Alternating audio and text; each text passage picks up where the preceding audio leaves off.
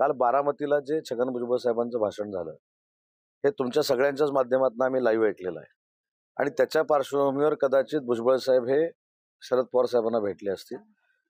OBC समाज आणि मराठा समाज याच्यामध्ये आजपर्यंत कधीही तेढ निर्माण झालेली नव्हती. ती तेढ आज नक्की निर्माण झालेली आपल्याला दिसते आणि ही तेढ कमी करण्यासाठी हे तेढ असूच नये यासाठी सर्वपक्षीय नेत्यांनी एकत्र येणं गरजेचं आहे आणि कदाचित याच भावनेनं छगन भुजबळ साहेबांनी त्यांची भेट घेतली असेल.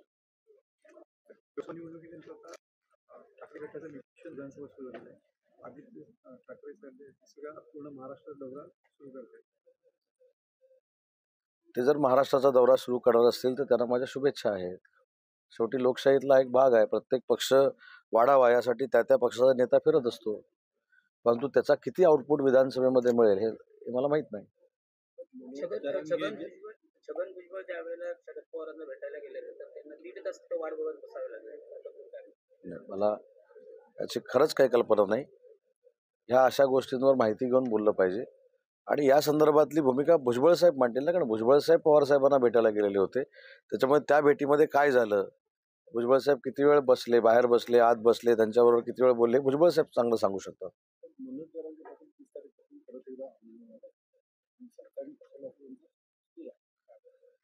मनोजजींच्या अनेक आंदोलनांमध्ये मी साक्षीदार आहे की त्यांनी सांगितलेल्या रास्त मागण्या या सरकारनं 100% पूर्ण करण्याचा प्रयत्न केलेला आहे. त्याच्यातली पहिली मागणी निजामकालीन नोंदी असलेल्या मराठा समाजाला कुणबी दाखला द्यावा.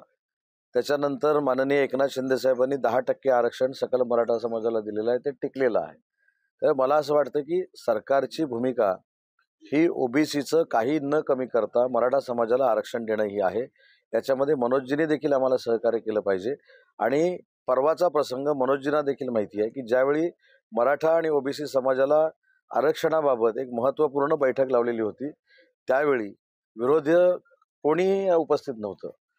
अन्य अनेक नेते उपस्थित होते पण विरोधक कोण उपस्थित नव्हतं. याचा अर्थ फक्त विरोधकांना म्हणजे उभाठा असेल, NCP असेल शरद पवार साहेबांची आणि काँग्रेस असेल यांना फक्त ओबीसी आणि मराठा समाजामध्ये वाद लावायचे आहेत आणि ते वाद लावत असताना मनोजजींच्या आंदोलनाचं दाखला देऊन त्यांना ते वाद लावायचे आहेत. त्यांना पुढं करून हे वाद लावायचे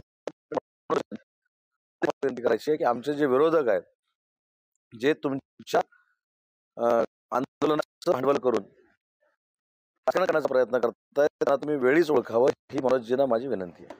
विशालगडला ज्या पद्धतीनं काल हिंसाचार पाहायला मिळाला त्यात अनधिकृत बांधकामांचा मुद्दा तिथे रायगडीवरती आहे, काय सांगा? विशालगडाच्या बाबतीमध्ये एक महत्वाची भूमिका अशी आहे की अनधिकृत बांधकाम प्रतापगडावरचं पहिलं कोणी पाडलं तर ते माननीय एकनाथ शिंदे साहेबांनी पाडलं. त्याच्यामुळे कुठंही अनधिकृत बांधकाम असू नये ही सरकारची भूमिका आहे. परंतु विशालगडाच्या अनधिकृत बांधकामाची केस ही हायकोर्टामध्ये पेंडिंग आहे. त्याच्यामुळं ज्यावेळी आम्ही रायगडावर होतो, रायगडावर त्या लोकांची चर्चा झाली होती त्यावेळी तो बॅनर घेऊन मुख्यमंत्री मोदी यांनी असं सांगितलं होतं की विशालगडाच्या पायथ्याशी का विशालगडावर असलेलं जे अनधिकृत बांधकाम आहे हे पाडण्यासाठी शासन कटिबद्ध आहे. परंतु या संदर्भातले हायकोर्टातले निर्णय होणं गरजेचं आहे आणि त्या विषयावर आम्ही ठाम होतो. त्याच्यामुळे मला असं वाटतं की कुठचंही अनधिकृत बांधकाम असणं आणि ते आपल्या गडावर असणं हे आम्ही देखील समजू शकतो की ते चुकीचं आहे. पण जो मॅटर हायकोर्टामध्ये सुरू होता त्या मॅटरनंतर हे सगळं घडलेलं आहे. योग्य ती सरकार त्याच्यावर भूमिका घेईल.